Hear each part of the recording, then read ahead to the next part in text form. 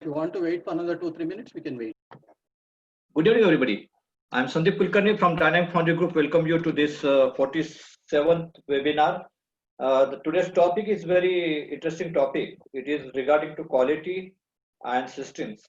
Mr. G.N. Sridhar from Quality Consultant is today with us. The topic is AIAG VDA FMEA, which is called as a FMEA version 1, which is recently launched by the ACMA automobile industry, and now old FMEA is no more applicable, and everybody has to go for this new version of FMEA that is called as FMEA version 1.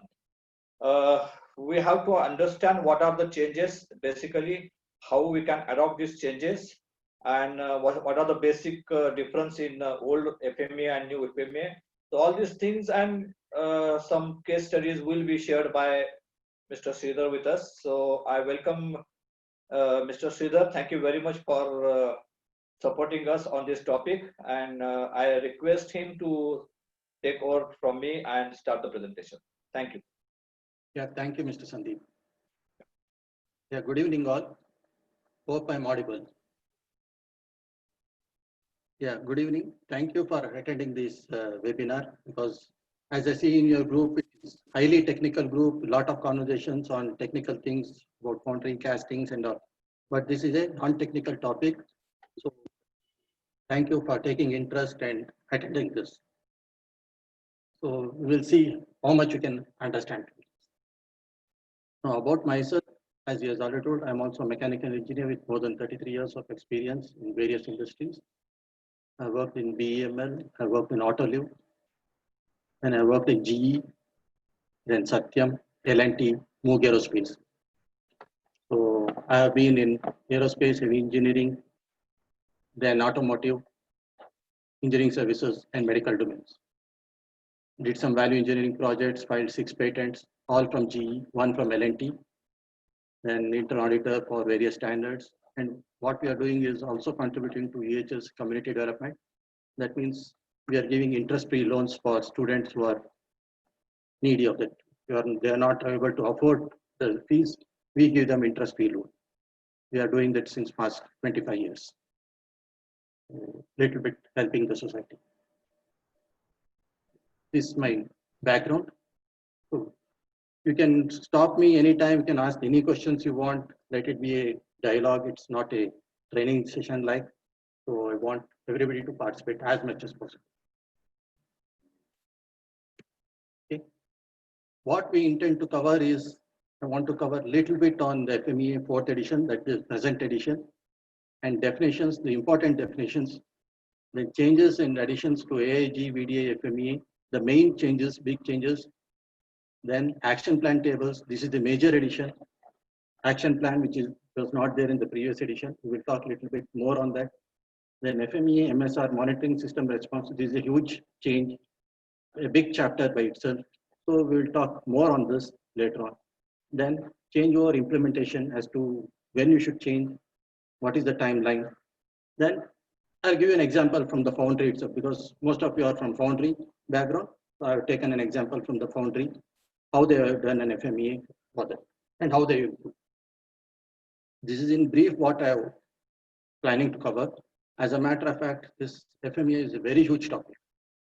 I've done it for 4 days for one of the companies, design companies. Even after 4 days, they said it is not sufficient. Time is not sufficient, because it involves a lot of understanding, a lot of case studies, examples, and everything. So, but that was the regular FMEA in detail. But today what we are seeing is only the delta portion of it. I'm assuming that most of you are using FMEA or doing FMEA. So since you are doing it, you must be familiar with the FMEA process, the methodology and everything. So we'll see only the delta, what is the difference between the present one and the new.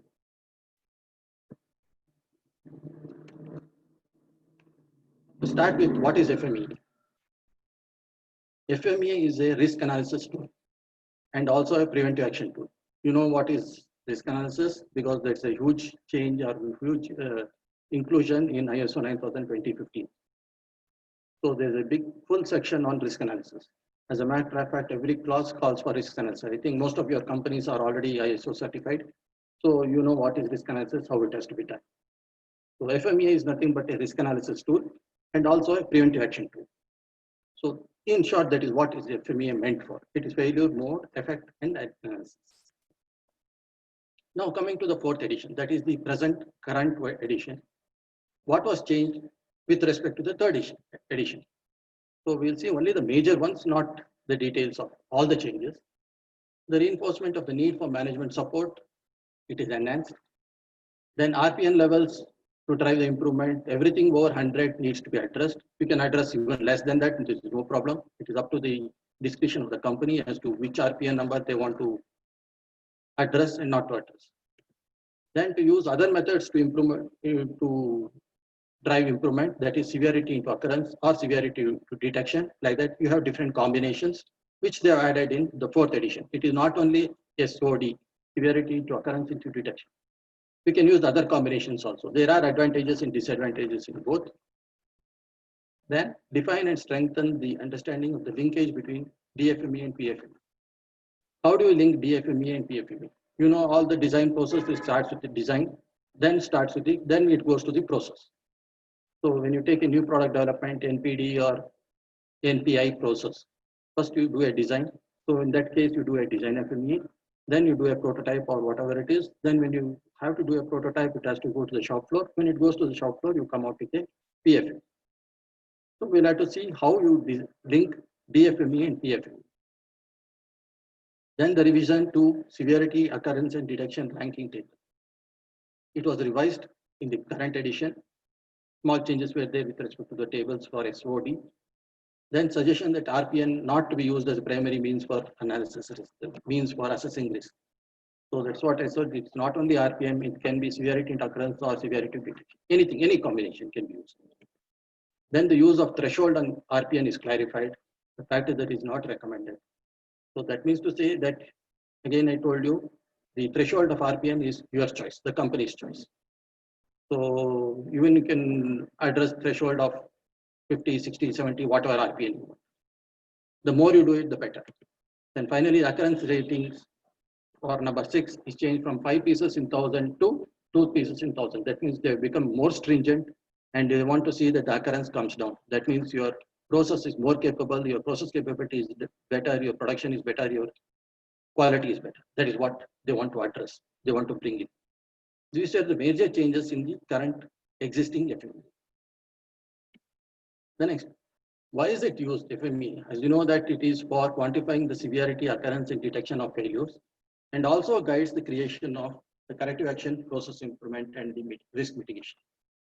So you have a table or a matrix which shows high, medium, and low. It can be anything. Even risk analysis is high, medium, and low. Similarly, FMEA rating, RPN rating is high, medium, low. So it can be any table, any matrix. Some places they call it as high, medium, low. Some places they call it in the scale of 1, 2, 3, 4, 5. Whatever is the scale and whatever is the nomenclature, ultimately the end result is it has to be brought down from high to low. That is the motive. So FME guides you into that. It tells you which one to take, which one not to take. Like you can use a Pareto. You have various tools. We'll go through that when we go forward. Next, you are aware of the template. This is the existing template. There are various versions of template. You go to Google, you go to internet, you can download n number of templates. Most of them are similar. The minimum things what has to be there is the functional part, that is this column. What are the parts, basic functions it says, then the potential failure mode, what can go wrong, then the effect of failure, what are the effects on that if it goes wrong, then the severity, how bad is it in the scale of 1 to 10, is it very bad, number 10 or 9 or whatever it is, there's a table for that, you are aware of that. Next, causes of failure, you do a YY analysis, fishbone or Ishikawa diagram, whatever it is, come out with the causes, then the occurrence. How often it occurs, how often the failure mode occurs. Always when we talk about FMEA, we always talk about failure mode. We are not talking about the potential effects of it. So what you should address is the failure mode, how it can be addressed, how often does it happen, then the current design control. What are the current controls we have? It can be monitoring, it can be inspection, it can be automation, it can be anything, it can be FEA analysis, it can be anything depending on the line item. So what are the design controls you are having and how good is that in your detection? Is it able to detect the problems? Is it able to detect the failures before it happens? It is similar to 8D. I think many of you must be using 8D reports. So 8D has got one of the requirements is your how good is the detection mechanism before it is identified at the customer end. So that is what is your detection rating. Then RPN is SOD, product of severity occurrence detection. Then the corrective and preventive action. Corrective action is what can be done to address each of the line items in your FME. This is the simplest template which is being used. As I told you, there are various versions. You can use any template you want. Now, next, how do you link this to your customer requirement? This example is from automotive, but irrespective of whatever it is, automotive or casting industry or from service industry, it is all medical industry, it's all same. There's absolutely no difference between all because all the tools are same. Whatever tools you take, whether you take lean tools, Six Sigma or Kaizen or whatever it is, the tools are same across the world. So it is only how you map it, how you use it to your requirement, that is what matters. That is what is important. So in an FMEA also, the system engineering means your complete FMEA top-down approach. Top-down approach means from the product till the parts. So you can take any product or any assembly you want. From assembly, it becomes you break down into sub-assemblies or sub-assembly, then you have sub-assembly, then you have another sub-level system for that. Ultimately, it will end up in part. So this is what the customer wants. And finally, it should lead to customer satisfaction. So how do you verify this part? What is the action you take? How did you say that the part is okay? That is where you do the verification validation at that level, next level. And then next system subsystem level, you do the verification validation, that is DVP, design verification plan. Then finally at the final assembly level, again you do a validation with respect to customer requirements. Whatever requirements the customer had told you in his PO or his drawing, that has to be. Finally, it has to lead to customer satisfaction. This is the V model which is followed in many industries, either it is software industry or mechanical or aerospace industry, or you have other models also. It is nothing but your project management. So this is how it is linked in short. Now, the architectural analysis means your approach to FME. There are two approaches. One is bottom-up method and the other one is top-down. In each of the methodology, there are various tools and techniques which can be used. Some of the commonly used are your ETA, event tree analysis, or FMECA. FMECA used in aerospace industries, that is FME criticality analysis. It is not only FMEA, because aerospace application is highly critical, so they expect you to use FMECA. It is not that other industries cannot use, anybody are free, all industries, you are free to use whatever tool. You can use either FMEA or you can use FMECA also. Then HAZOP analysis. Then top-down approach, again, the fault tree analysis. Fault tree analysis is a very good tool for your machine fault finding or any other fault finding. It is different from your regular fishbone diagram. Even though ultimately you get the similar result, is a very good tool because some tools are exclusively used for some applications or some areas, which the other tools may not give the right results. So there are various tools. Then the reliability block diagram, Markov analysis, there are various methodologies we can use. So the approach what you want to take is, again, company's choice. Is it bottoms up or top down? Normally it is top down because you start with an assembly, then sub-assembly, then component. Normally that is how you do a design FME and a process FME, both.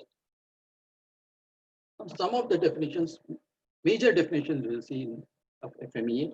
This is again common for the existing FMEA and the next new version of VDA-FME. There are some changes, I'll tell you.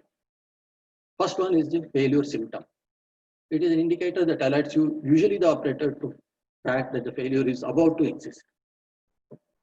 That is your symptoms, similar to you going to a doctor with a fever. That's the symptom what you have got. So the doctor diagnoses it and tells you, okay, you are about to get something. So we'll do the treatment accordingly. Then they do the analysis, then you get the property. That is the symptom. Then is the failure mode. It's a brief description of what is wrong. Failure mode is what we need to prevent or fix. Always you should work on failure mode. The first preference is failure mode. It is not the causes or the effects of failure or the reasons for failure. The next one is the cause of the mechanism. brief description of why it went wrong. I told you this can be done by using a YY diagram or fishbone or any other tool, even FTA.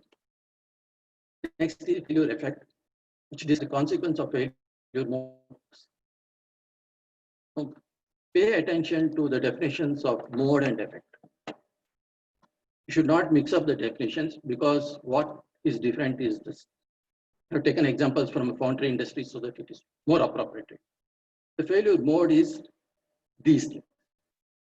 Less die core, more die temperature, sticking to the casting to the die, etc. etc. Failure effect is because of this, what is the effect of die damage? These are not modes of failures. What you have to fix is this. You have to address these issues rather than this. This will automatically get resolved if you address this. So always try to address the failure mode or the failure pattern, not the failure effect. Because one mode, it will lead to multiple effects.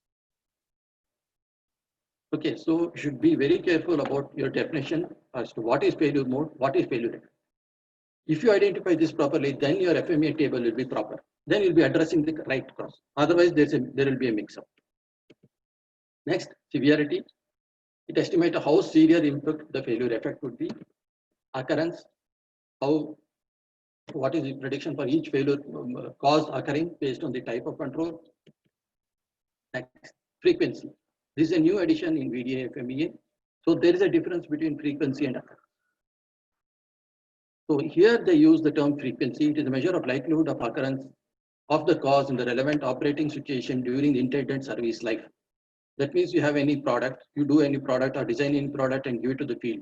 Till the product is used, till it is salvaged or till it is out of service.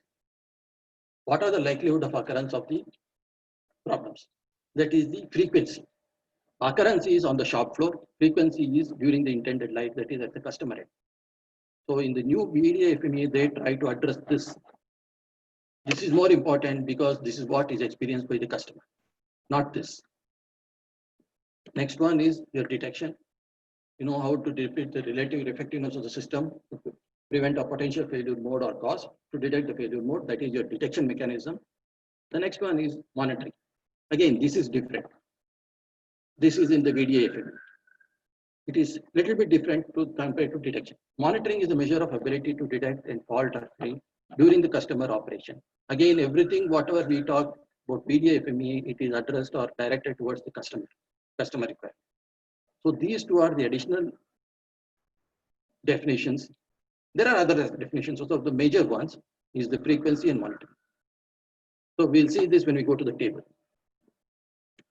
Then the last one is monitoring and system response. This is a major addition in this standard, MSR.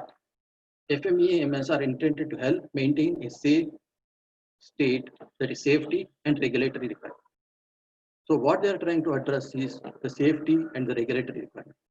You cannot have any compromise between safety and regulatory. So the highest severity number is given for safety and regulatory. It is number 10 and number 9. All others will follow later. Even now, the number 10 is safety, because if there is a failure or a death, breach of safety, if it leads to a death of a person, you give it number 10. Right? It is similar to that. Even this VDA FMEA gives high priority to safety and then regulate.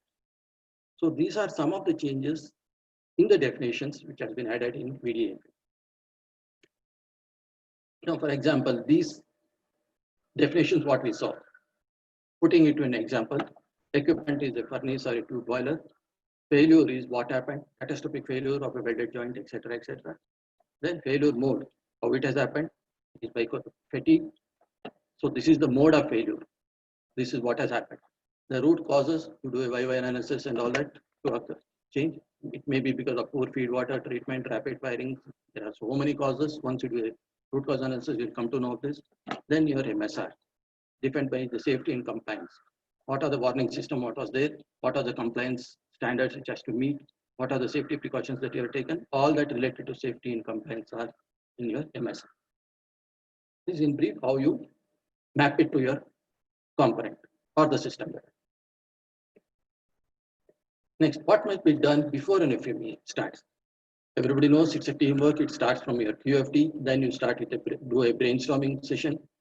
Then come out with the FMEA team, define the FMEA scope, product, process, system level, determine the effect of failure mode and the severity, then come out with the occurrence rating and the detection rating, then calculate, assess the risk analysis, develop an action plan and implement the action. This is in short what you do, how you do an FMEA.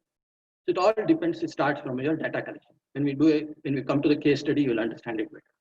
So you start with your data collection, see what is the data you collect, what are the failures, what are the failure rate, what is the failure pattern, how frequently it is occurring. You do a Pareto analysis, you do all the data collection, data analysis, then come out with a fishbone diagram for each one of them. Once you do a fishbone diagram for all your 80-20 principles, then come out with your action plan. Implement the action plan for each of the line item, then see how you have implemented it. It is similar to anything like your Kaizen. Your Kaizen is also a similar thing. You come out with a problem, then see what are the solutions available, option A, B, C, D, and see what is the best. It is all similar. Now you are aware of this severity rating, the existing one. There are various nomenclatures for this. If you go to the internet and download the rating charts, you'll get different rating charts. The thing is, you can use any rating chart you want, but it should be consistent. It is not that you use a severity rating chart once and later on change the rating chart. You cannot do that. You can use any rating chart you want. You can download from any site, any relevant site, and use that rating chart. So this is how the severity rating chart looks. Occurrence rating chart, which gives you a failure rate or CPP or whatever ratings. There are different combinations in this. Then the detection, the rating of 1 to 10. So these are the current presently used rating charts. So which can be also used in the current VDA FMEA also. But again, as I told you, you can use any rating chart. Then finally, your SOD calculation, that is RPN number, risk priority number, that is severity into occurrence of detection is your RPN. So based on the RPN level threshold, what you have set, what the industry has set, or your company has set, you take action based on it. So normally what people do to avoid that is they'll give a low rating and see that the RPN is good. That's the easiest way out. But that is not the requirement for an FME. That is not the purpose. The purpose is to identify the problems before it happens and see that you take active action. That is the purpose. That is the intent. For every rule as an exception, you can bypass anything, any system. So as I told, there are various versions being done, one FMEA or one quality system for the auditor's sake or for the ISO or whatever it is. Another one is the real intent of the system. So what we are talking is the real intent of the quality system or FMEA. That is what we are talking about. And of course, quantity undoubtedly is always less important than yield. You know this. You cannot say that I work only on quantity, quality comes later. So quality is always first. This is about the brief introduction before we start the VDA. Is there any questions, anything you want to ask? You're free to ask.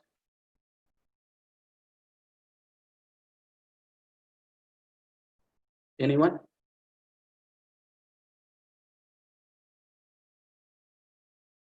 Can we continue? Yes. Okay. Hope I'm audible. Everybody's listening. You're Okay. audible. Okay. Now we'll start with the AIG VDA FMEA. This FMEA manual, you can download it from AIG website, quality website. They are the authorized source. That is the AIG website. You can go there and download the latest one. It's a paid one. You can't get it anywhere else. And whatever I show the slides, these are all extracts from that FMEA, from that source. Okay, this is the site where you can download. You have other manuals also available there, FMEA, MSCA, SPC manuals, all from AIG. You can download or buy any manual you want. Now, what we are not covering today is your FMEA, product design lifecycle, DFQ, design for quality, robust linkages, because all these are part of your existing FMEA. So what we are assuming is that since you're using FMEA, all these are already there in place. In DFMEA process, the fast diagram, that is your function tree analysis, boundary diagram, interface maxes, P diagram, All those are required. And PFMEA requires the process, design verification plan, control plan, robust design. There are many things which are required in an FMEA which has to be done in a systematic manner. So you have a block diagram which leads to your system flow diagram, your PFD, product flow diagram or anything. Then you have boundary diagram and the function tree, P matrix, then verification matrix, interface tube diagram. Then you do an FMEA for each one of them. Then come out at the system level, then the product level, then the system level. This is how the flow takes place. So we are not covering all this, but we are covering only the data portion as I told. Now, why is there a revision in this FMEA, VDA FMEA? Why is it changed? This new FMEA is a more structured approach. You'll see in that due course. It leverages the lessons learned. That is, whatever lessons learned, what it's part of your ISO 9000:2015 also. You have a clause for lessons learned. So this takes care of that lessons learned portion, and it is more talks more on error proofing. That means preventive action. It talks more on preventive action rather than corrective action. That is why it's a preventive action. Now, with respect to the SOD, revision of charts for SOD, all the charts have been changed. Severity, occurrence, detection charts are changed. Slight changes are there. Then RPN number is replaced by action priority number. It's not a number, actually it is high, medium, low. So it is called as action priority. Then in DFMEA, the special characteristics is deleted. But whereas it is there in PFMEA. In earlier FMEA, special characteristic was used in both the FMEAs, templates, DFMEA and PFMEA. Now that is removed from DFMEA. Recommended action has been changed to preventive action and detection. So what you have to take care is your preventive action. The more emphasis is there on preventive action rather than the detection action. So once you prevent it, automatically this action will come down. The focus on detection will come down. So FMEA in the new VDA FMEA talks more on preventive action. Then special characteristics is there in PFMEA. This is the reason why they have changed. The other one is, as I told you earlier, your risk priority number is severity into occurrence into detection. You know this. Example, what happens if this is the case? You have severity, occurrence, detection with different numbers. RPN is the same. What do you do? Which one do you prefer or which one do you tackle first? Because it has to be on priority. So which is your first priority? Which is your second priority? Both cannot be first. So in that case, you can see that RPN is same. RPN is not sufficient. That is why you come out with the action priority. So when you put this action priority into place, when you see the table later on, so you will say that this will be high, this will be low or medium. That is what is action priority. Based on the action priority, you tackle that issue or address that issue. Either it is case 1 or case 2. So this deficiency was there in the current FMEA. So to overcome that, one of the reasons they have changed this new VDA. Now VDA FMEA has got 7 steps, 7 major steps.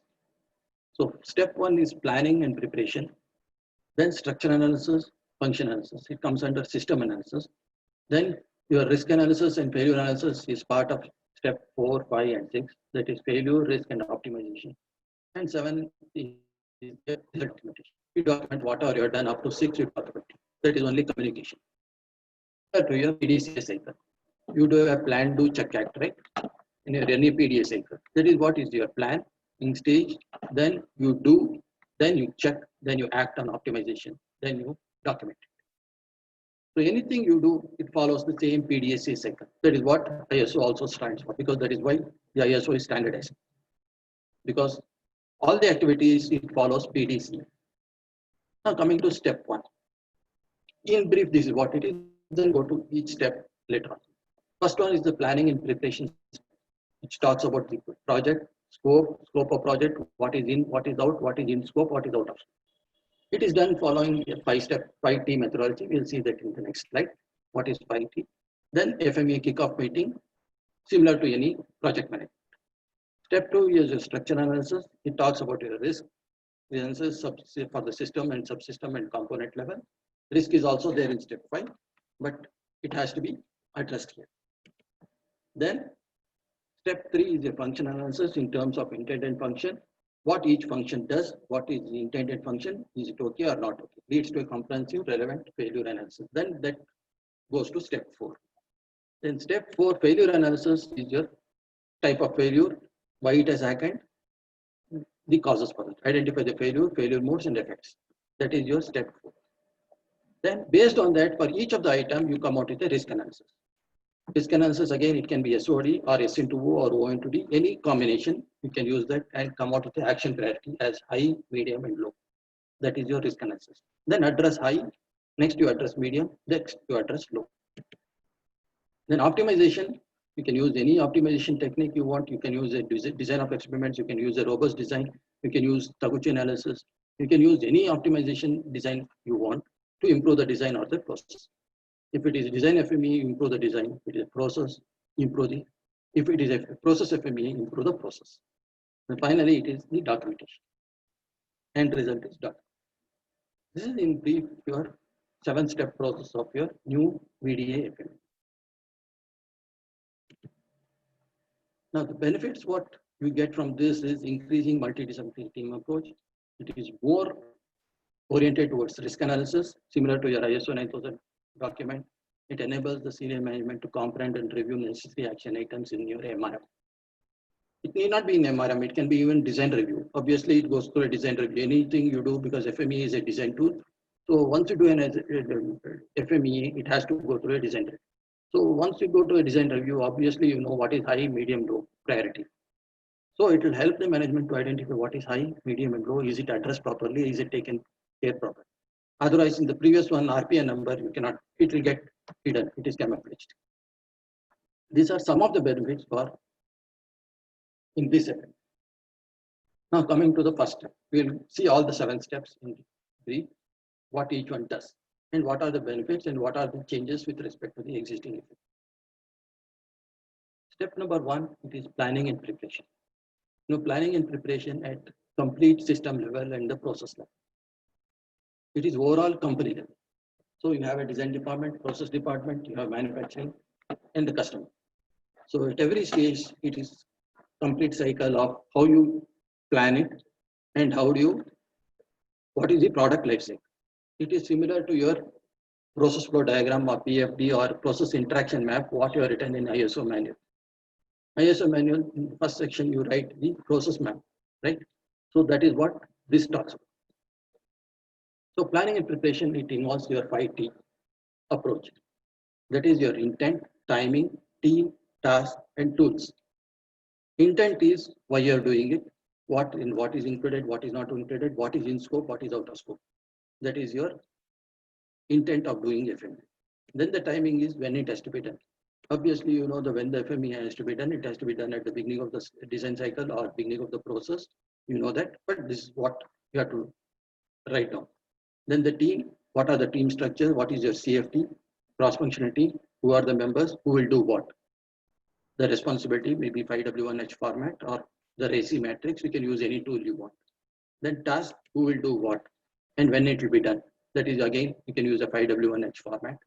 And finally, the tools, what tools the team should use or need to complete this project. Tools in the sense, you saw that P diagram, you saw the boundary diagram, you saw the fast diagram, all those are tools. In addition to that, there are many more tools. So it depends on, it's not that you should know all the tools you're doing an FMEA. It depends on case-to-case basis or how big or how problematic the issue is. Based on that, you can use the appropriate tools. And this is your project planning, which I told you at all levels. This is at the process level, your assembly department, painting department, maintenance, welding, etc. All the departments put together, how they interact with each other. Next, department-wise, each department, how they link to each other. This is what you have to map. This is your planning stage.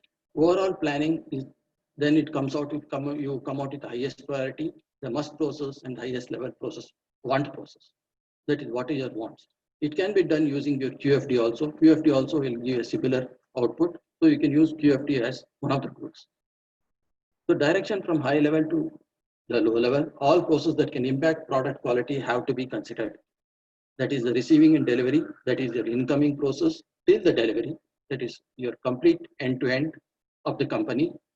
online and offline detection controls. It can be online, offline means it can be in situ, or it can be offline, that is your uh, inspection at the inspection table, or your firewall if you are inspecting 100%.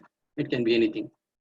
And the maintenance process of critical equipment. All those have to be controlled, because unless the maintenance of the critical equipment are done, you cannot expect a good part. The quality of the part cannot be expected to be good and consistent, because it also depends on your CP and CPK. So is the equipment maintained properly? Do you have a maintenance history card? All that will be part of it. This is your planning project stage. And why do you do this? What is the benefits? Avoiding wastage of time, to mitigate the risk of the failure reoccurring. Next, it forms a baseline for FMEA to start as a robust design practice. Then finally, FMEA is a living document. We know it's a living document. It's not a one-time document. It has to be updated. Anytime there is a change in the process, anytime there is a change in the design or customer requirement, the FMEA has to be updated. It is a living document. Similar to your risk analysis. Your risk analysis tool is a living document. Right? It is not a one-time activity. So any risk you write now may not be a risk later on. It may have been mitigated. It may not be a big risk. It may be low. So you can remove that risk and add a new risk. For example, this present COVID situation. Nobody thought it was a risk earlier. The pandemic was never thought of. But it has to be there as a business continuity plan. How many companies have added this in their BCP? BCP is business continuity plan. There is a standard for that. Hardly very few companies have addressed it. So they would have addressed as a force measure, or they would have addressed in something, but nobody thought of this. But that is different. So that is how you evolve a document, and it has to be updated continuously, and it's a living document. Then finally, clarity to management to estimate and allocate resources. Based on the risk, based on the activity and the depth of activity required, you allocate the proper resources so that what you do will be relevant to the project. This is your step one. Next, in the step one, where do you use FMEA? As I told earlier, you follow the rule of 10. What is rule of 10? So you have different areas or steps in your product management or your process. It can be either product, design, or process. It is similar. So you have a design FMEA, process FMEA, SPC, PPM, and all that is your different activity. So in the initial stage, assuming you're spending 10 rupees, when it goes to the next stage, it multiplies by 10, next 100, 1000, 10%. When it goes to external customer, it comes back as a failure. The huge cost is involved. So this is approximately how you spend the money. This is depicted like this. You have preventive cost, cost of validation, and the warranty cost. So what you do is your design FME and EFME is to identify and eliminate potential defects. Then the cost of validation is detection and correction of defects. This is your validation test. Finally, when it goes to the customer, it is detection and correction of external defects which has come back from the customer or field failure. You know what is the cost involved in the field failure. You might have seen the products which is being recalled. You take any product, it is recalled. You have iPhone, Apple phone, which is recalled. Samsung recalled because of battery problems. You have Hyundai cars, you have Honda cars, Maruti, Volkswagen, emission issue. You have hundreds of products which are recalled after it is produced. What is the effect of recall? What is the cost involved in the product recalls? It is huge. It brings into millions of dollars. That is because it is detected at this stage. The preventive cost to identify potential effect by FMEAs are relatively low compared to in-house detection here. If you do it here, it is very, very low, negligible. But if you neglect this, if it goes to the next stage, it is high.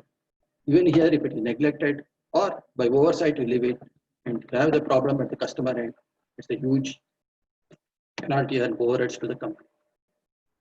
So you cannot have the attitude as, okay, fine, chanta hai, jane do, what will happen, let us see. We talk about bulk volumes. So we manufacture in thousands of parts, few parts, 10% rejection is okay, acceptable. That is not the acceptance level. It is not, maybe you can say that every casting or there cannot be defects, rejection in casting and photo. It is bound to be there because of the nature of it. But even then, what is the cost involved in identifying that and sorting it out before it goes to the customer? It is huge. Instead of that, it is possible to have some process control to see that it is the number of rejections are down. That is what we are trying to address. Now, when to use FME? That's what we just saw. Why does it always seem to have plenty of time to fix our problems, but not enough time to prevent the problems by doing it right the first time? That is what. We do all the firefighting, we have a CFT team, we have brainstorming, all that is done later on when you get problems. But why is it you're not spending time to identify the problems beforehand? That is by using FME or proper brainstorming or doing a proper design review before it is released. You can avoid all this. Many things can be avoided. When to use FME?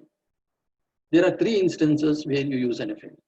Number one is a new design, new technology, or the new process. Whenever you introduce something new, you have to do an FME. Again, it depends on whether it is design or a process. The second case is new application to the existing design or the process in the environment. It is similar to your APQP, your PPAP. When do you do a PPAP? Whenever there is a change in environment, change in machine, change in structure, change in the persons, operators, skill level, anything, anytime, anything there is a change, you do a PPAP and resubmit. Right? It's similar to that. That is what, because for PPAP, FMEA is also one of the documents which you submit along with the PPAP document. The third is the engineering change. When there is a change in the design or your customer requirement changes, you do an FME. This FME, all these are only delta FME because you do the main FME first, and all these changes are new ones are only delta FME. It's only for those affected parts or features only you do that. You need not do for the whole part because nothing will change because process is the same. This is when you use an FME. Then with respect to the cost of quality, how do you relate FME to the cost of quality? As I told you earlier, FME is a risk mitigation tool to reduce the cost of quality. And cost of quality includes your prevention cost, appraisal cost, internal failure and external failure cost. And these are from the customer side. And these are internal. All those are to be addressed and it has to be reduced. So FME lead to reduction of internal and external cost quality, and that finally efficient FMEA failure cost will go down substantially more than the corresponding increase preventive and appraisal cost. So even though there is a cost in doing an FME, that is negligible compared to your prevention appraisal cost when it comes back from the customer side. So ultimately, FME is a key tool for management to evaluate its effectiveness and efficiency. Effectiveness and efficiency of the process. What we are talking is about the process. Is your process really effective and is it really efficient? What is the difference between effectiveness and efficiency? Any idea? Can anybody tell? You might have heard of these terms. Any answers? Efficiency related to cost. Whenever efficiency word is there, there is involved some cost in it. Basically, it is output divided by input. Right. Effectiveness.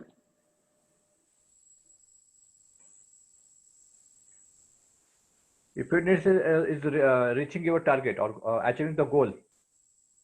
Okay, it is target oriented. Yeah. Okay, we'll just see the difference. Allow me to show you this video, not to hurt anybody's feelings. It's a short video, you might have seen those on WhatsApp. It's a WhatsApp video.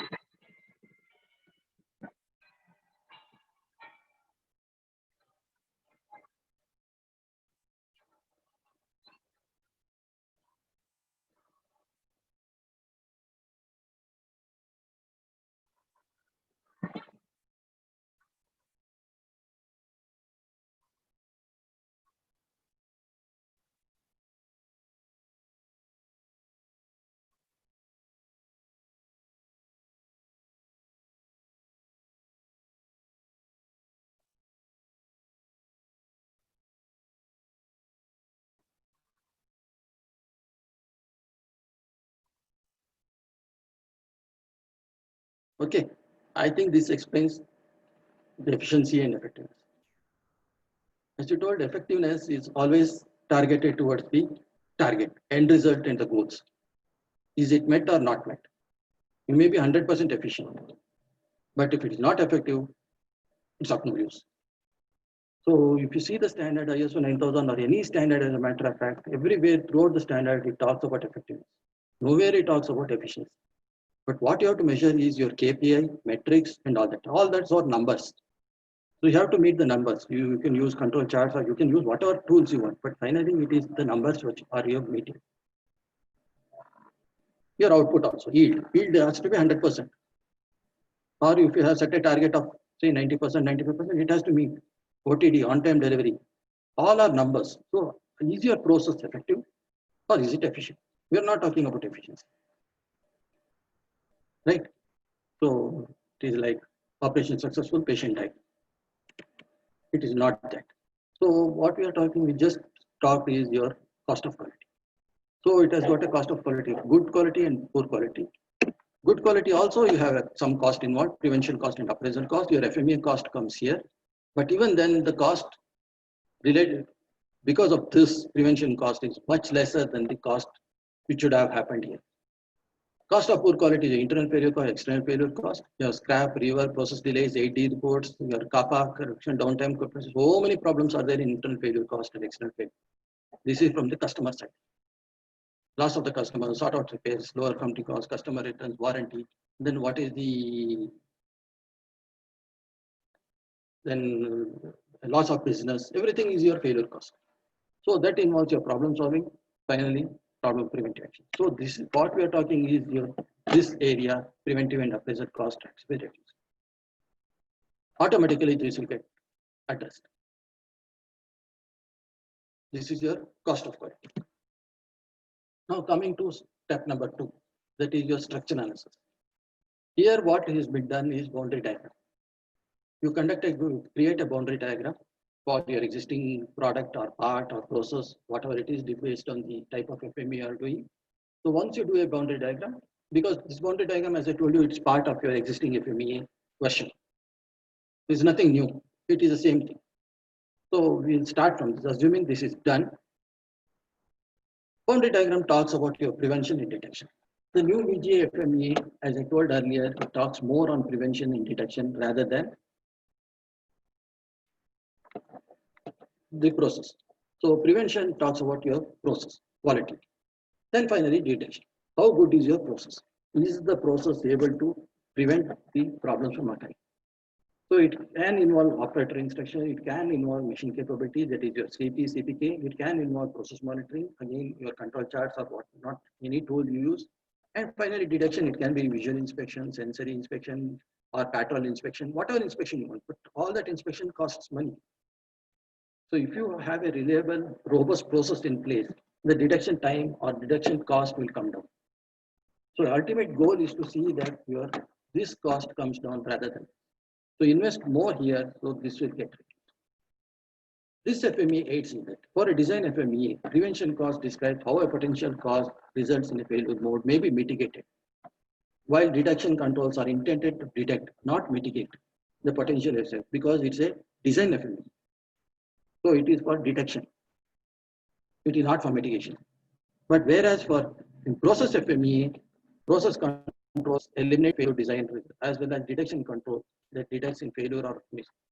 So process FMEA talks about prevention control and detection control. This is for mitigation. But design FMEA talks about your prevention and detection before it.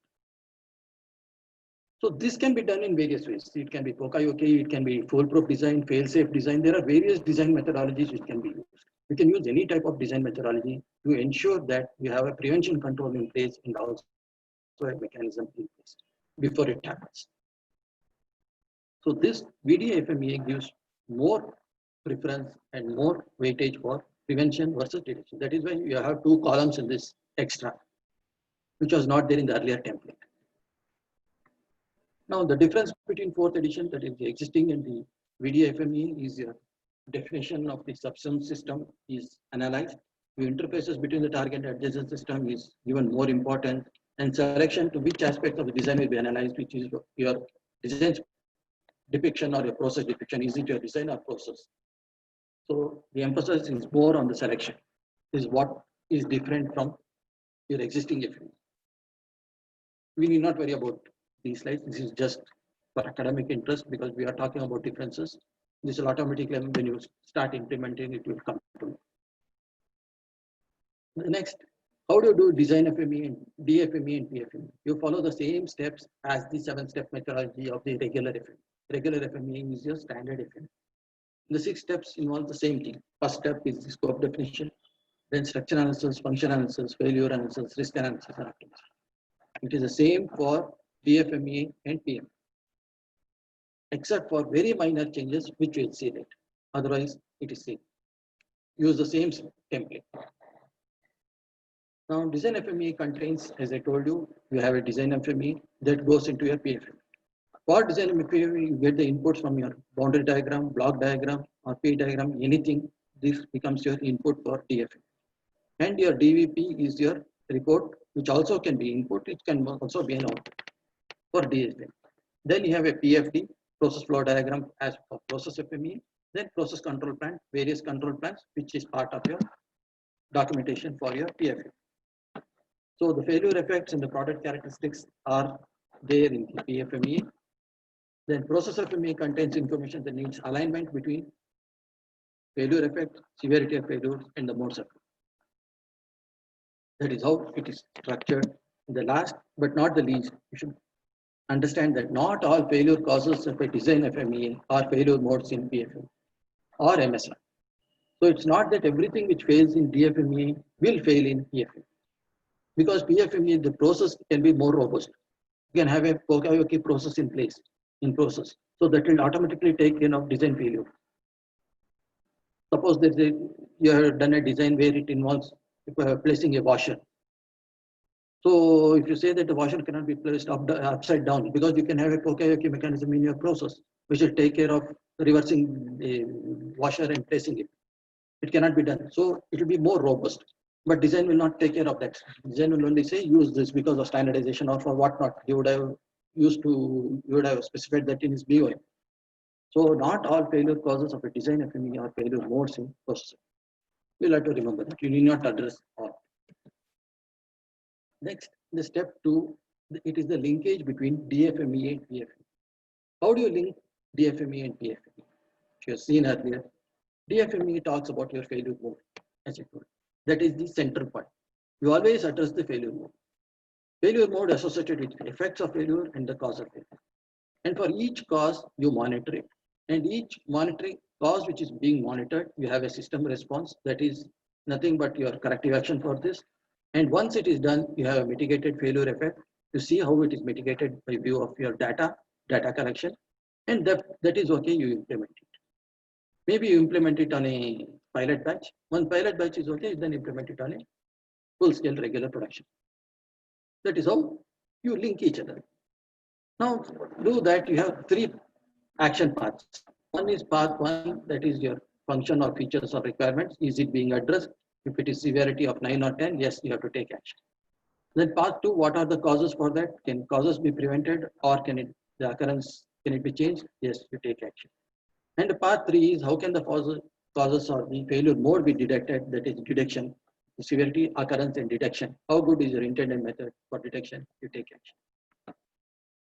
So you have 3 paths for SOD to identify. And what are the tools you use for this? As I told, the input can be your boundary diagram or wall diagram, block diagram. Then the structure tree. Structure tree is nothing but your street structure from your product level to the component level. That is the product, system level, subsystem level, subsystem, etc., up to the component. That is how the tree structure is done. Once that is done, it is bottoms-up approach. You do a FMEA from bottom up. Now FMEA, the difference between AAG and AAG VDA. This is your existing FMEA.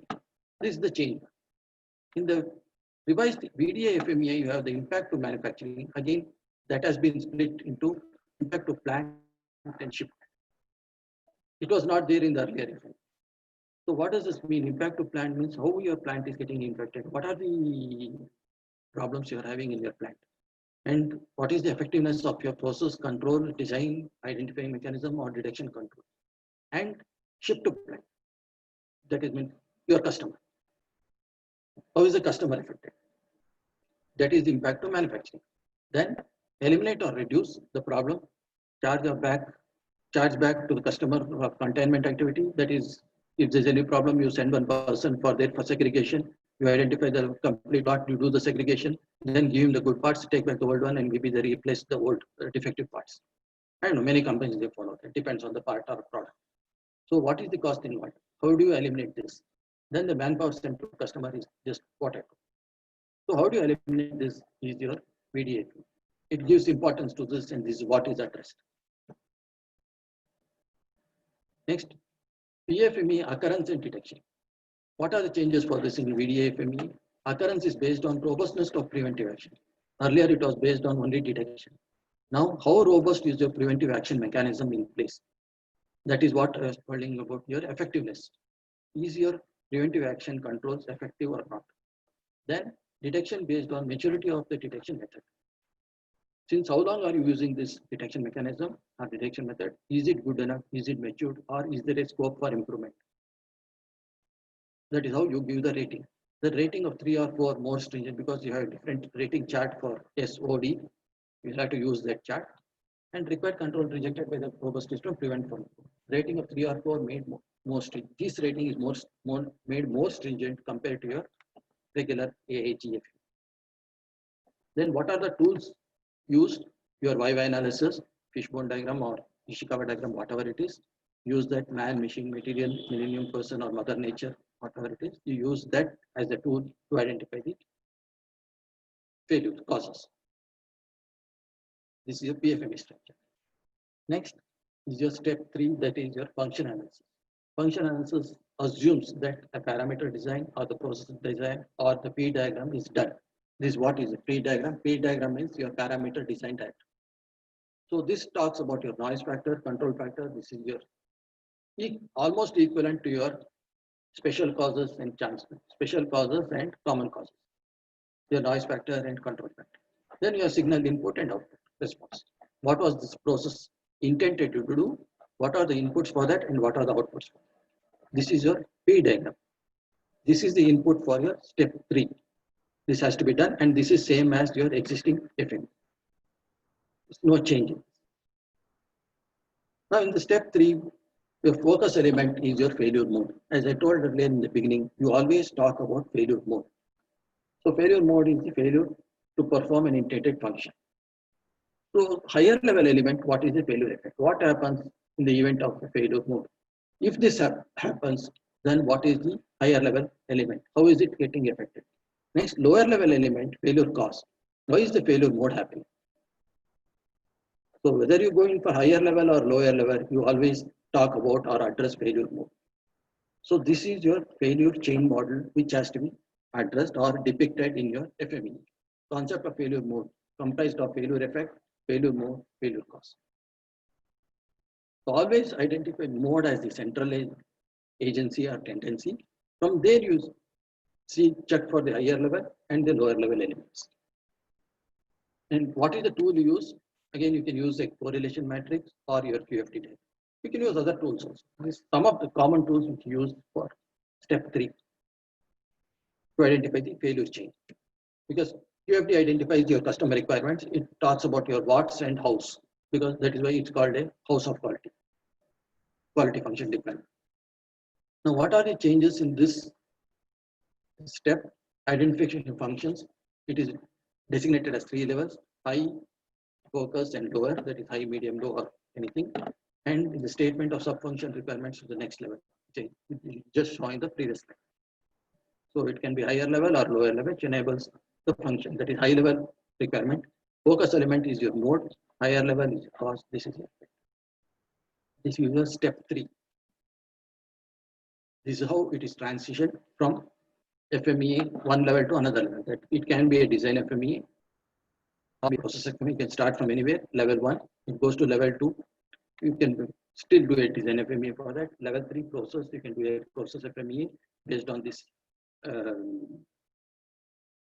Pareto diagram. Then from there you go to level 4, come out with the documentation of control plan, DVP, process flow chart, everything. All those are documentation. Finally, it will end up with your work instructions and visual. It will end up with all the documents. This is what is the final documentation. This is how it is linked from one stage to other stage. And at each stage, you have different tools which can be used. At each stage, you have different tools, appropriate tools which can be used. Here they used a Kano analysis before you start QFT. Kano analysis to identify the customer wants. Next, step 4 is your cost diagram. That is your function diagram. Again, this is same as your existing. There is no change. Cost diagram is your functional diagram means if you have any part or a system or a subsystem, what is its function? That means what is it intended to do? Is it performing here its intended function or not? If it is not, then why? That is what you have to address.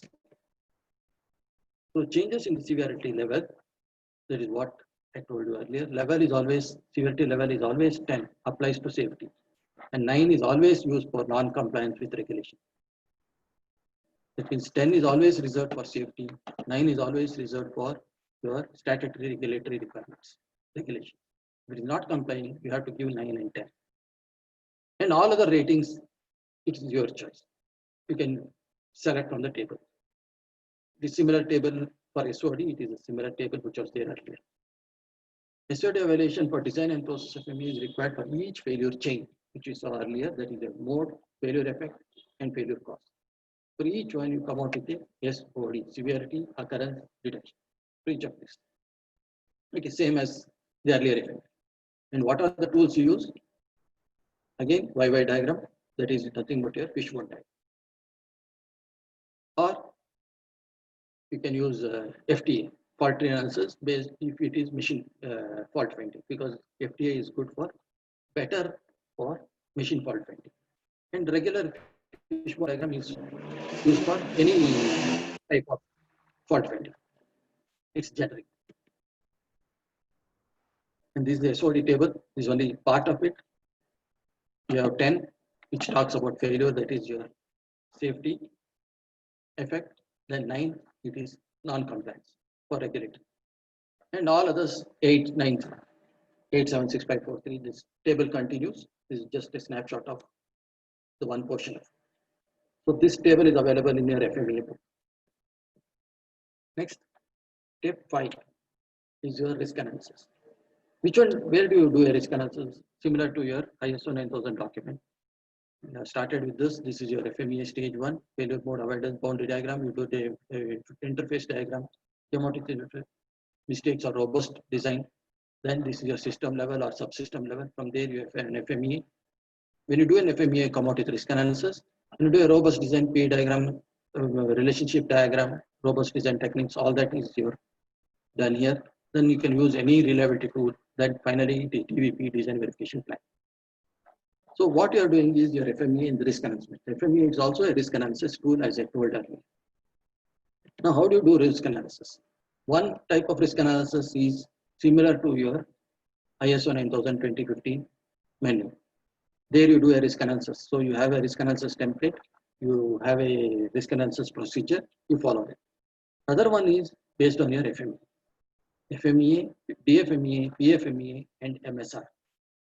So there are 3 sets of tables, AP tables. The AP table is different for this, and different for this. So actually, matter of fact, we have 3 FMEAs here. One is DFMEA, one is PFMEA, and another one is MSR.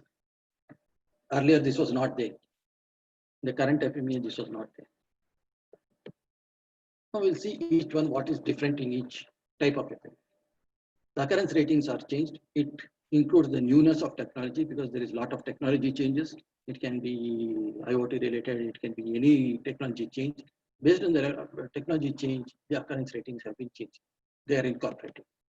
The new technologies may warrant higher rating because due to lack of risk, because it is very new, you don't know whether it is working or not. So it is always better to err at the wrong side. So you give a higher rating. Then you reduce it. Once you feel that it is robust enough, it is good enough, the technology is working, then you reduce the rating and make it more streamlined. Then references to incidence numbers is revised because your RPN number is no longer valid. You can still use it if you want, but that is what is incidence number. Then detection rating, milestone timing is not as specific as it was earlier. That is okay, you will not worry about milestones because you can have your own milestones. The next one is your PFME. How is this different? Effectiveness of preventive control oriented controls are more stringent and it is put in place, and the actions are more related to your effectiveness of the actions, a preventive action. Incidence numbers have been removed, similar to your DFMEA. Then detection ratings are based on the opportunity for detection through human, machine-based, and automation principles. So these are the new technologies, assuming which you have incorporated. So detection ratings are based on the opportunity for detection based on this. Earlier it was not there. Then the value may be higher for organizations which are not using automated inspection. That is quite obvious. Then the fourth is a manual is more specifically cites the citation. Okay, you need not worry about that. These are some of the changes for DFME and PF. And the third one is your ratings. Severity, occurrence, and detection are factored into high, medium, and low. This is what we saw. This is what is your AP table. See AP table in the next few slides. It means it is prioritizing the risk. The same action priority table are used to categorize both DFMEA and PFMEA. It is same AP table with slight modification. Each line item is separately categorized. You know that. That is, you have a line item, the effect, SOD. You give a SOD rating for each. The same action priority is high, medium, or low. So based on this high, medium, or low, hope it is visible. Based on this, whether it is high or medium or low, you come out with your comments or your action plan. So the action plan may be different for this high, it may be different for this high, for different for this high. It's not that all highs will have the same action plan. It may be there or may not. So it depends on each, and you come out with the action plan. Now comes your action priority table. The action priority table replaces your RPN numbers. I told you earlier what was the problem with RPN number, because if you get the same RPN number, then the problem is taking the priorities. So that is replaced with action priority. Instead of action priority risk analysis table, SOD, you can use, instead of SOD, you can use SO or SD or OD, each resulting in high, medium, or low. So there are 1,000 possible combinations. You know, it's always 1,000, right? Because 10, 10, 10. The scale of SOD is 1 to 10, 1 to 10, 1 to 10. So it is always 1,000. So action to reduce risk are addressed by focusing on reducing the occurrence or detection rate. Since severity is difficult to change, you cannot change severity, but according to AIAG, they say that severity also can be changed by redesign. Okay, otherwise, the severity remains the same. Whether it is on a case-to-case basis, you can change the severity if it is redesigned properly. Otherwise, severity will be the same, because the nature of the problem, severity is based on the risk, right? Number 10 means it is safety related. So whether it is occurring 1 time or 10 times, the severity is the same.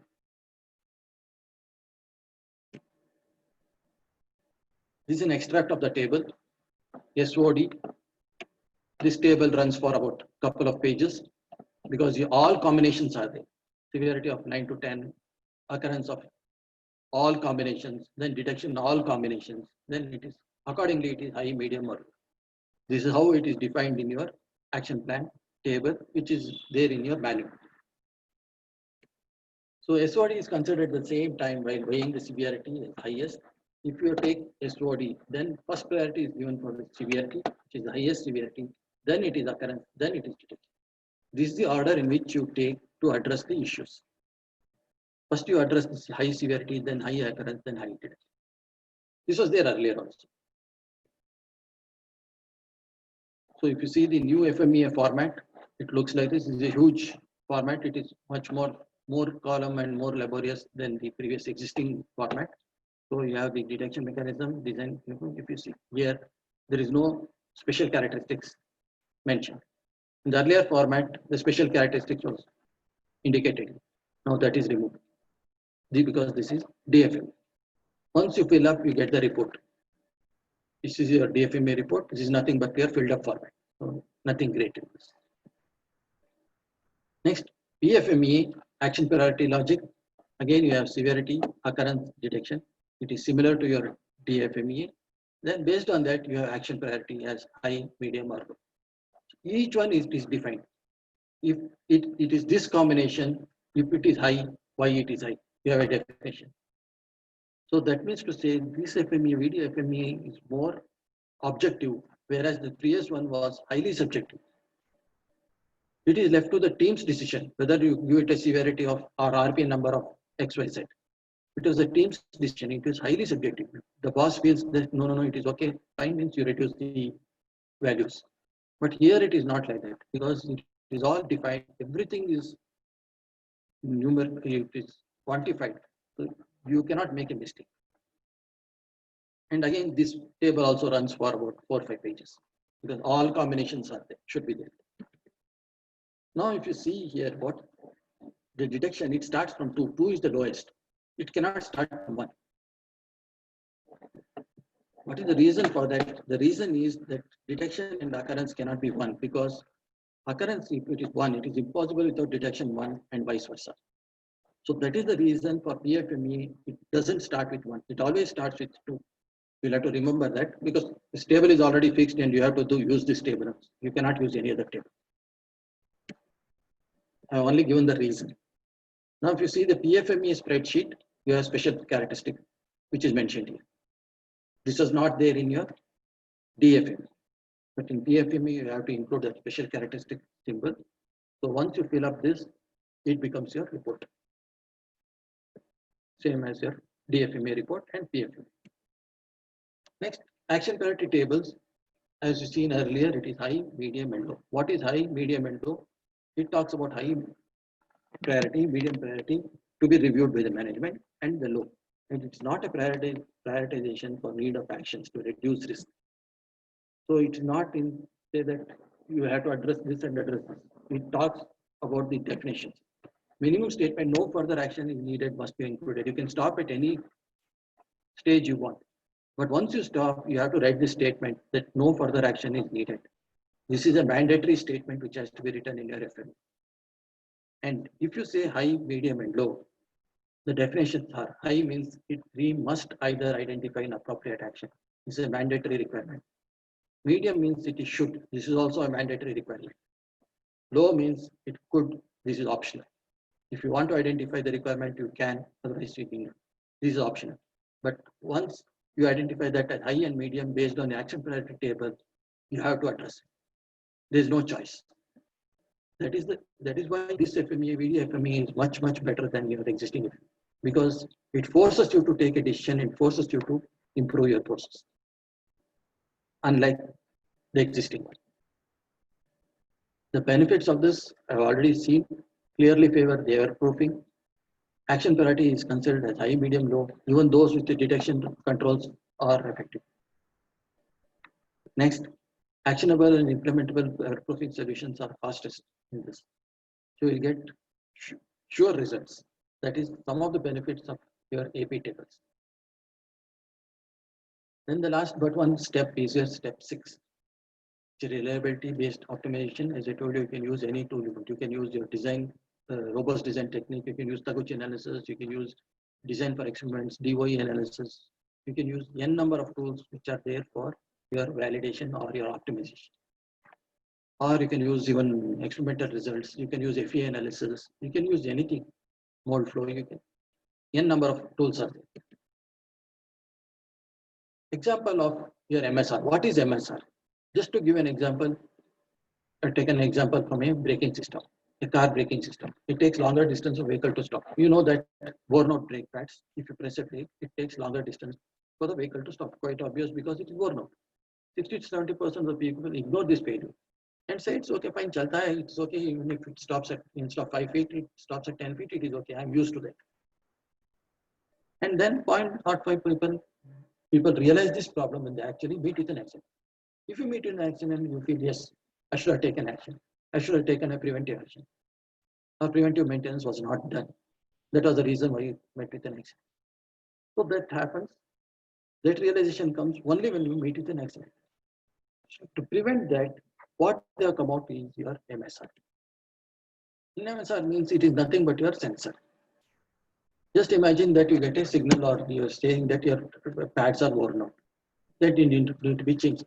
So if you get that signal, like You have that signal everywhere. In most of the vehicles, you have that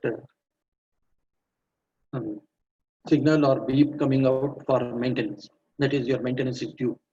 You will have an indication in your speedometer, rate control panel.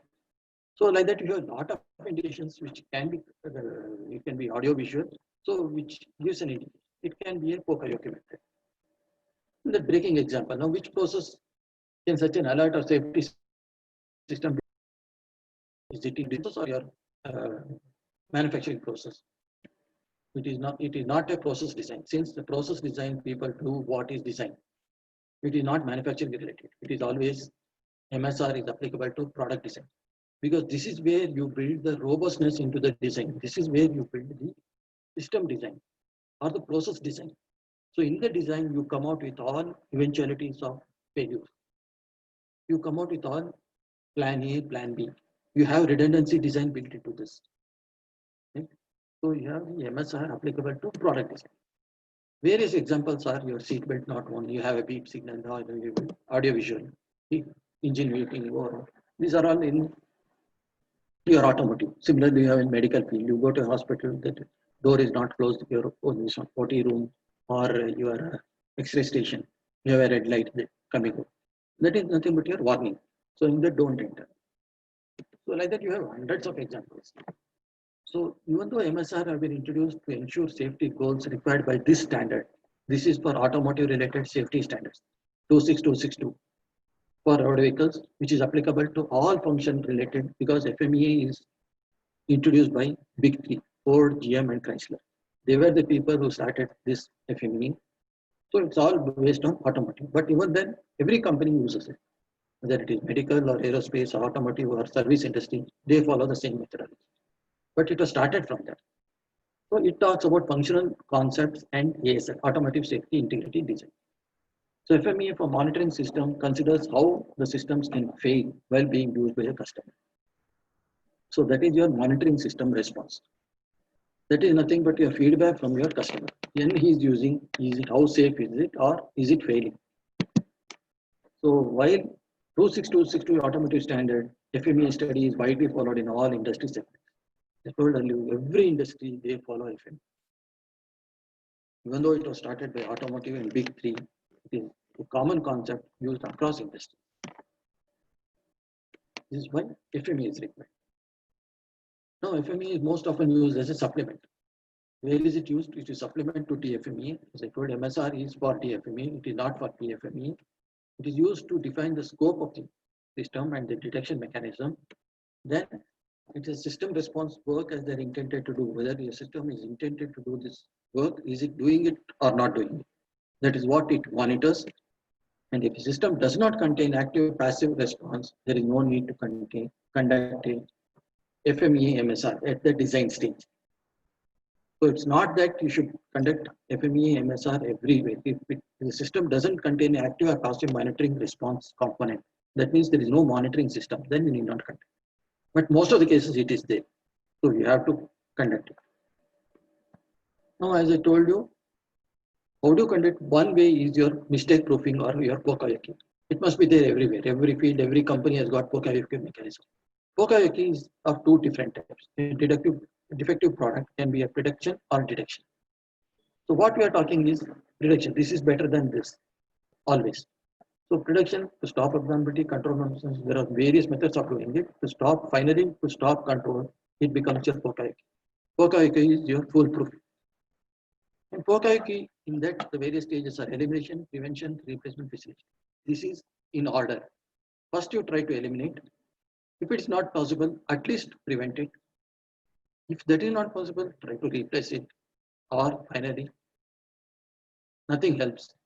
Act at least. Then this is the occurrence of human. Then minimize effect after occurrence is your detection mechanism and mitigation. By chance it has gone to the next level, not identified it, it has gone to the customer. Then you talk about detection and then finally mitigation. So this is the hierarchy in which you work on Poka-Yoke. That is your foolproofing or mistake. There are various methodologies, various types of Poka-Yoke, various ways it can be done depending on the product, depending on the industry. It's a methodology by itself, and it is not common. Then FMEA MSR, how it is conducted, it uses the same 7-step methodology as I told you. The only difference is step number 4.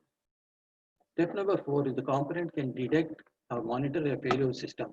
The response can either fully mitigate or reduce the impact of it. This is how determination of failure analysis is done in the MSR. We are conducting MSR. As I told, this is for design, DFMEA only. So only in step 4 it changes. All of the steps are similar to your previous steps of FMEA. There is no change. Now, just to give an extract of AP, that is your severity. F is frequency, which I told earlier. I gave you the definition of what is frequency. Then this is monitoring. This is a change what is there in your FMEA, MSR, etc. template. In your previous template, it was SOD, right? It was all same. Here it is the frequency of occurring at the customer end. And monitoring is the rate associated with the most effective monitoring that is during the life of the product or the system and the subsystem. This is how it is defined. So you should remember that there is a change in your SFM methodology compared to your DFMEA and PFMEA. It's not a big deal because these are all fixed templates. You'll have to copy it. That's all. You'll have to use the same template. You cannot change it. And this is how the spreadsheet is. Once it is written, it becomes a report. It is similar to PFMEA and DFMEA. The optimization done in 3 steps. That is, first try to eliminate, or second, if it's not possible, reduce it, occurrence of failure. Third, increase the detection of the failure. Always aim for the first method. And this is quite obvious.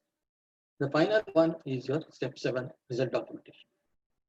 We document all the results connected to your special characteristics, significant characteristics, prototype, your control plan, DFM, the flow charts, robust analysis, what you use, what templates you use, everything has to be documented as a project. That is what is result documentation. Nothing great in this. Now I told you about the transition. When do you use this new FMEA? According to Fiat, that is Chrysler, any project after 2019 should follow this FMEA, VDA FMEA. Then according to Ford will accept the new format anytime. But potentially from 2022, all programs for Ford, if you're supplying to Ford, should follow VDA FMEA. Honda is accepting this new format anytime, starting anytime. That means even currently they are accepting. But after 22, it is mandatory. You have 2 more years. Then by 2020, all PFMA documents have to be in VDA format. So the choice is here. Even now the existing FMEA can be used, but from 2019, Chrysler wants VDA FMEA to be followed. Ford wants preferably new VDA FMEA format. And General Motors, GM from 23. They are not very strict, they are not strict, but it's on a case-to-case basis. If you're supplying to Ford, GM, Chrysler, or any of the big 3, then it is up to the, on a case-to-case basis, the supplier will tell you which FMEA format to be used. But preferably, if you start using it, it's better. At least it is a learning. Any examples, any questions so far before you take up this exam? Anything you want to ask? There are 2 questions actually in the chat box. One is, what is VDA? I think it is German. Yeah, it is German standard. German standard name. Yeah. And second one, MSR. MSR is long form of MSR. Which one? Monitoring system response. Monitoring system. Okay. Any more questions so that we can go ahead? I have one question, sir. Actually, this is regarding you talk about the severity. Yeah. Severity cannot be changed most of the time, but if design change, we can change the severity, correct? Right. No, But it depends on case to case. It's not that all design changes will result in a reduced severity. Correct. But in Foundry, we get a drawing from the customer. So in that case, it is not possible to change the design in the hand of Foundry. So in foundry, we can say a severity cannot be changed. Severity, because it's not your design. You cannot change anything. Yeah. So It is customer's severity property. remains same. So what we have to play between detection and occurrence only. Yeah, correct. Correct. Okay. Because it is not your property. It is customer's property. Customer property. Yeah. Design is not our property. So you don't have any right to change that. Even our customer is also not having scope to change the design most of the time. Yeah, Because maybe it comes from the atomic because it is answerable to somebody else. OEM. Yeah. Correct. Going correct. Sure. Yes. Go ahead, sir. Okay. Now I try to put one example from a foundry. I just got it on the net, so that at least since your foundry group, you may appreciate it better. This project is from Gadige Patil. You know, Gadige Patil is one of the big foundries in India, right? So it is their case study, how they have implemented PFME. So don't worry whether it is VDA PFME, VDA FME, or the existing FME, because it's all same, except for minor changes. You need not worry about that. This is obviously the old one. Actually, the full report is available. You can just download it. It's available on the net. So I just copied it from there and inserted. Now the three major steps in FME. Any FME, but not it need not be this case study. Any case study. Identify the failures. That is description failure. That is your PDCA cycle. That is shown in the first step. Then prioritize the failure based on the RPN number, because they used the previous one. The existing also talks about RPN. You can use the existing one also as of now. As I told you, it's not that you'll have to change overnight. So based on the RPN number, they have taken action. Then finally, reduce risk. As I told you, FME is a risk analysis tool and also a preventive action tool, right? So what they have done is reduce the risk through reliability test plan, etc. This is what they have done as three major steps. First step, what they have done is data collection, as I told you. They collected the data for core rejection. So this is the data what they got from high to low. That is your low scratch hardness, core damage, etc. etc. This is the descending order, percentage rejection. The same thing when it is plotted in a bar graph. Reason for rejection, highest one is 29, that is your scratch hardness. Next one is 20. Next one is 24, this is 22, that is crack damage, 15. This is what they have plotted. This is your data collection. The next, after data collection, you have the analysis of data. For that, they have their own template, that is the rating chart. Probability of failure, likelihood of failure rates, and occurrence. This is their rating chart. You can follow any rating chart you want. It's not that you should download and use it. As long as your rating chart is realistic and it reflects your issues on hand, you can devise your own rating chart.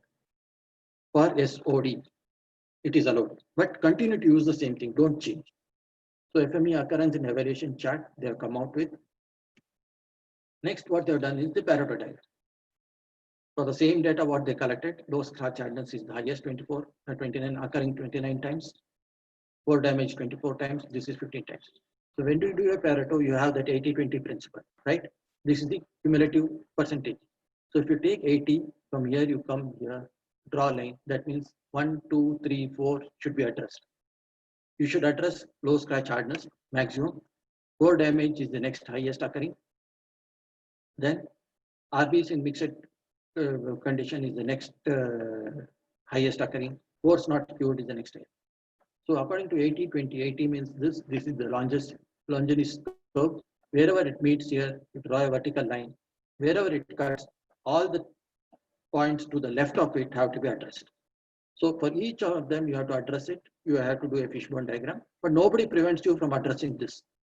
You can still do that. Choice is yours. This is the Pareto diagram of the rejection. Next, coming to the process FMEA, severity in detection evaluation criteria.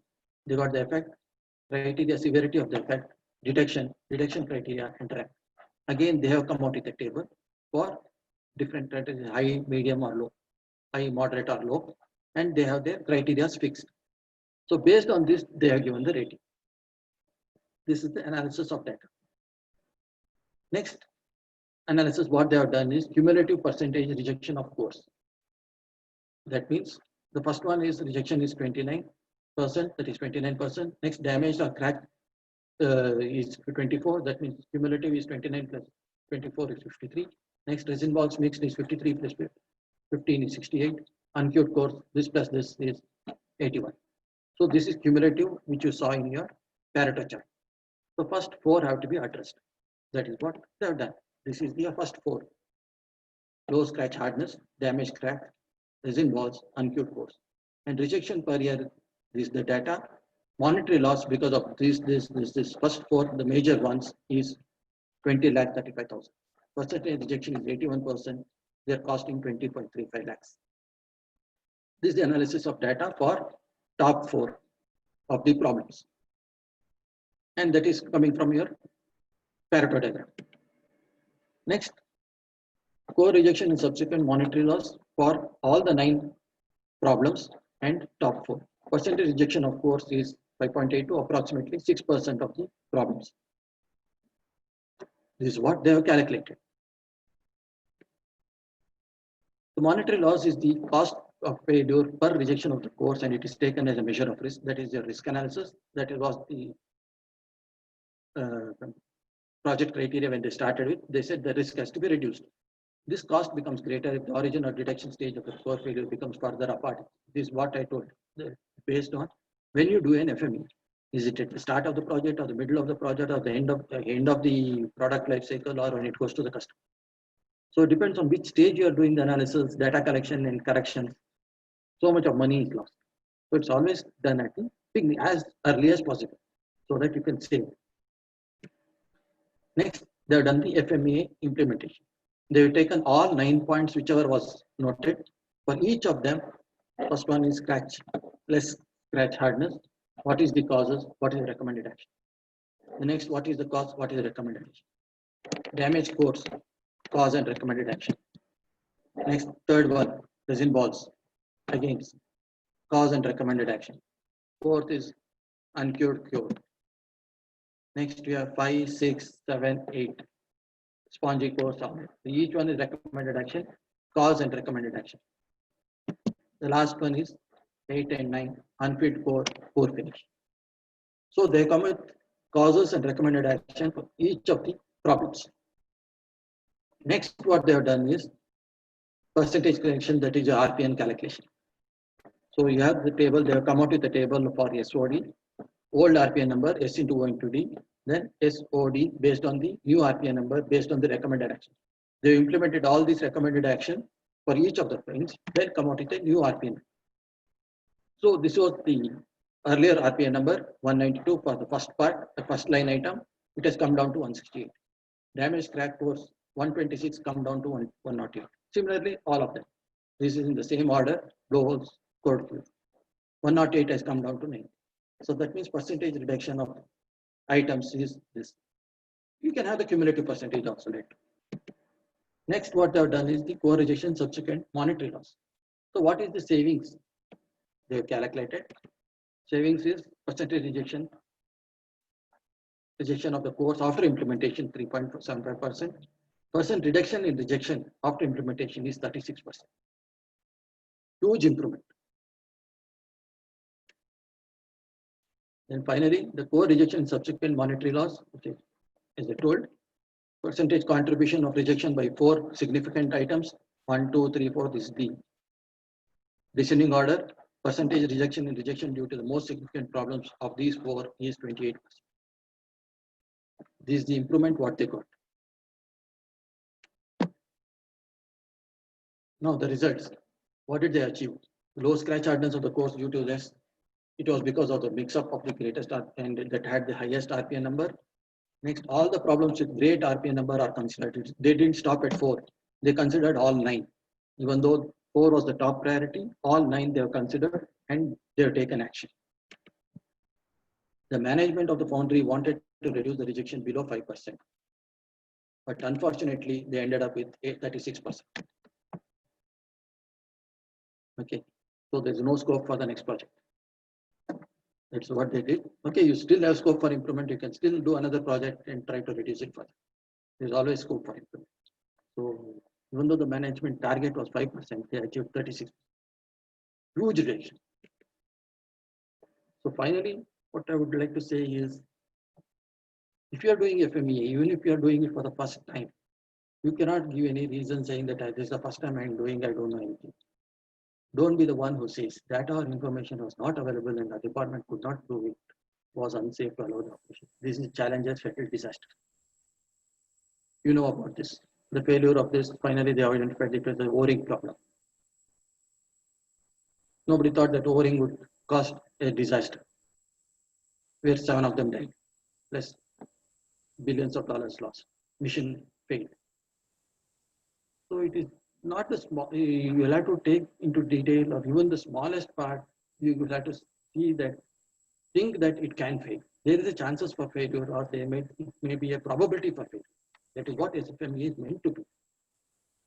You have to go to that extent and see. Any questions you want to ask?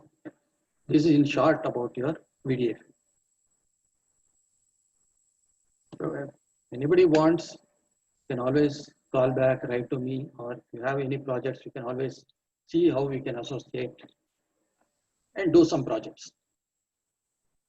It can be even offline also, we can start collecting the data and do some analysis. It is possible. It's not that we have to meet. Anything is possible. Any questions? No, open for questions.